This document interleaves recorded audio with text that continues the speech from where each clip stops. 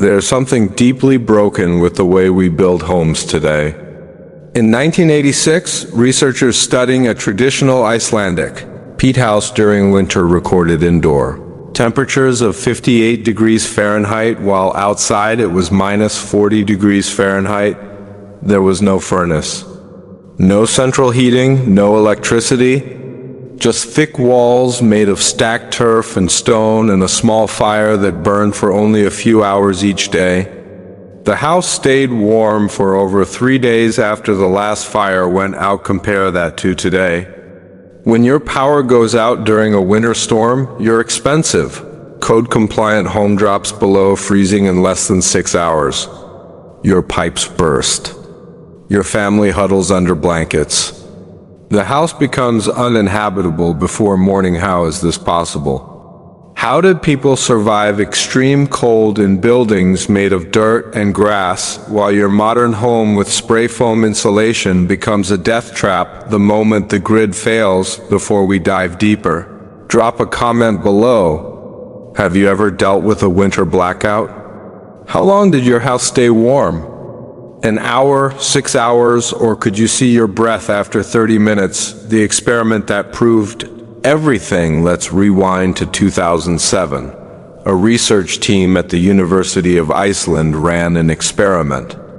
They took two structures, roughly 400 square feet each.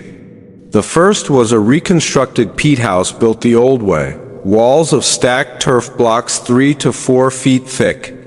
Tiny windows barely 12 by 18 inches, no modern insulation, no vapor barrier, no fiberglass. The second was a modern insulated home built to current standards, R30 insulation. Vapor barriers, energy-efficient windows. On paper, the modern house was miles ahead. Both were placed in the same spot. Outside temperature, minus 15 degrees Fahrenheit. Both were heated to 68 degrees Fahrenheit. Then they cut all heat. The results were shocking. The modern house dropped to 32 degrees Fahrenheit in 9 hours. The peat house? After 48 hours, it was still 56 degrees Fahrenheit inside. After 4 full days without any heat, it was still 48 degrees Fahrenheit, well above freezing. The modern house became a life-threatening icebox. The peat house stayed survivable. The secret? Thermal mass versus insulation. Why? A modern engineer might say that's impossible. The peat wall only has an R value around 8 to 10. The modern house has R30. Higher R value means better insulation, right? So the modern house should win, but R value only measures one thing: heat transfer in a steady state. It completely ignores thermal mass. And thermal mass is the game changer. A peat wall 3 feet thick weighs over 60 pounds per square foot. Peat can hold twice as much heat as concrete, pound for pound. When you heat a peat house, you're not just warming the air, you're charging a massive battery. The heat from your fire soaks into those thick walls. The peat absorbs it and stores it deep in its dense structure.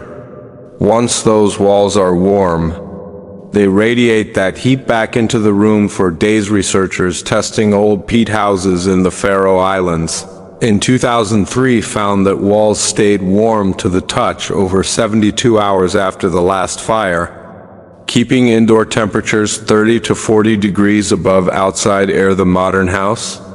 The walls are a sandwich: half-inch drywall, plastic vapor barrier, fiberglass, batting, thin siding. The whole thing weighs maybe 8 pounds per square foot. There's zero mass to store heat. The insulation slows heat loss, but it stores nothing. As soon as the furnace quits, the heat in the air bleeds out through tiny leaks, especially through the windows, the living roof. A heated blanket above your head. The walls weren't the only thermal mass. The roofs were just as important. Modern homes use thin asphalt shingles over plywood and maybe some fiberglass insulation in the attic. Total weight, maybe 5 to 7 pounds per square foot. Heat rises, and in a modern house, it escapes right through that thin roof assembly faster than anywhere. Else peat houses had living roofs, thick layers of sod and grass, sometimes 2 feet deep, laid over birch bark or wooden planks. A single square foot of sod roof weighed 40 to 60 pounds. That's enormous thermal mass right above your head. Exactly where rising heat wants to escape when the fire warmed the house, that heat rose and soaked into the sod roof. The grass and soil absorbed it and held it, then slowly radiated it back down into the living space for hours after the fire died. It was like having a heated blanket covering your entire house from above. Researchers studying traditional Icelandic turf houses found that sod roofs contributed up to 30% of the building's total thermal mass. The combination of massive walls and a massive roof created a complete thermal envelope that trapped and held heat from all directions. The window problem. Glass bleeds heat. Walk through any modern house and you'll find huge windows everywhere. Floor-to-ceiling glass, walls of windows, sliding doors. Every room designed for natural light and views. It might look fancy, but it's a thermal disaster. Even the best triple pane window has an R value around 7. Your insulated wall is R20 to R30. Every square foot of window loses heat 3 to 4 times faster than your walls. When you add up total heat loss in a modern home, windows account for 25 to 35%. Even though they're only 15 to 20% of the wall area, peat houses had tiny windows, often just 12 by 18 inches.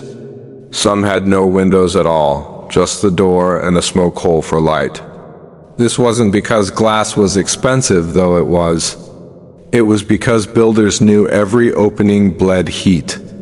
A small window could be shuttered at night with thick boards or covered with oiled skins that let in some light but kept heat in. When archaeologists studied 11th century peat houses in Iceland, window openings were less than 2% of wall area. Modern homes, 15 to 25%. You've removed a quarter of your insulation and replaced it with glass that bleeds heat. Non-stop air tightness. Simple beats complex. Modern codes obsess over air sealing, plastic vapor barriers, caulking, house wrap. But these systems fail all the time. Every outlet, light fixture, pipe, and wall joint is a leak point. Blower door tests show the average modern home has leaks equal to leaving a 20 by 20 inch window wide open. Peat houses got real air tightness through mass and simplicity. The thick walls had almost no holes, no outlets, no recessed lights, no hidden air channels. The peat blocks were cut to fit tight, and the fibrous nature of peat meant blocks pressed together and sealed naturally. Any gaps were filled with more peat or moss. When Norwegian scientists tested 18th century peat houses with modern equipment, they found air leakage lower than today's passive house standard, the strictest efficiency rating in modern construction. These primitive buildings built with hand tools beat modern technology. Moisture management. Breathing walls. Modern homes try to seal moisture out with vapor barriers and waterproof wraps, creating a sealed box. This works until it doesn't. When moisture gets into walls through defects or just over time, it gets trapped. That trapped moisture condenses on cold surfaces, perfect for mold and rot. Peat walls breathe. Peat absorbs moisture when humidity is high and releases it when it's dry. This naturally regulates humidity without fans or dehumidifiers. Better yet, peat walls can get wet and dry out without damage. If water gets in during a storm, it's absorbed and spread through the wall, then slowly dries out. Studies of peat houses in Scotland found indoor humidity stayed stable year-round between 40 and 60%, the ideal range for comfort and health. With no mechanical control. Radiant heat versus forced air. Physics done right. Modern homes use forced air, heat air, blow it around, try to keep every room the same temperature. This is stupid physics. Hot air rises, so you get a hot ceiling and cold floor. The system runs constantly because air doesn't hold much heat. The second the furnace stops, warmth disappears. Peat houses used radiant heat from a central fire or stone hearth. The fire heated the stones and walls directly. Those massive surfaces radiated heat to people and objects, not the air. Radiant heat is way more efficient because you feel warm even when air temperature is lower. You can be comfortable at 60 degrees Fahrenheit with warm walls, while a forced air house at 68 degrees Fahrenheit with cold walls feels chilly. Why we abandoned. What worked, so why did we abandon the building method that worked for over 1,000 years and beat modern construction in the coldest climates? 3 reasons: speed, cost, cheap energy. After World War II, the building industry rebuilt around factory materials: lumber, drywall, fiberglass, parts that could go together fast with unskilled labor. Peat construction needed local materials, specialized knowledge, and lots of time.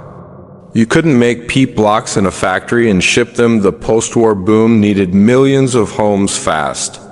Stick framing could be taught in weeks and built quick. Developers bought materials in bulk and built whole neighborhoods with cheap labor.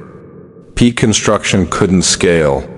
So a whole building tradition that kept people alive in the harshest climates got abandoned, not because it didn't work, but because it didn't fit the factory model. The energy industry played a part too. Peat houses used almost no fuel because the mass did the work.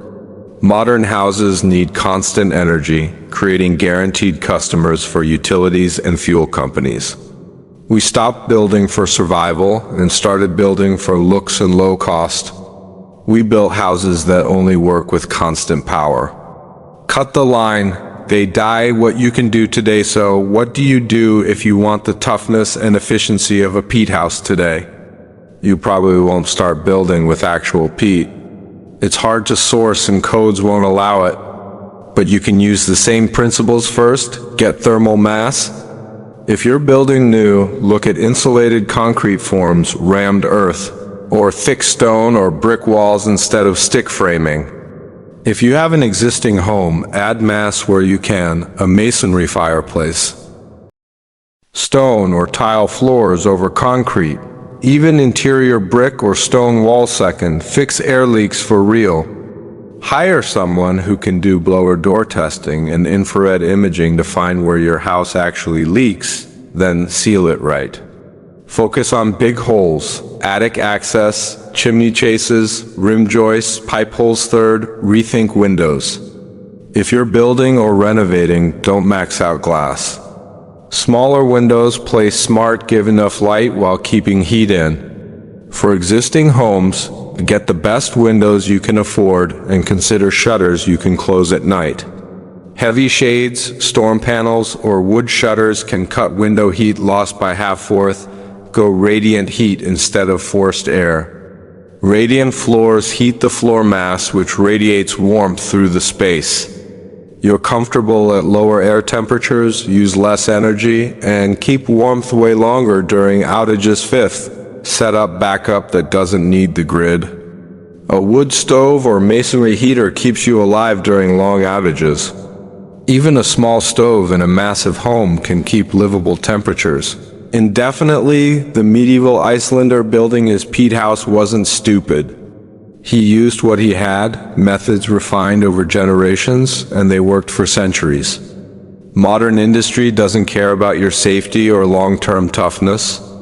It cares about fast builds and energy sales that profit forever. We've lost the knowledge of how to build shelter that works in extreme cold without outside help. But that knowledge is still around.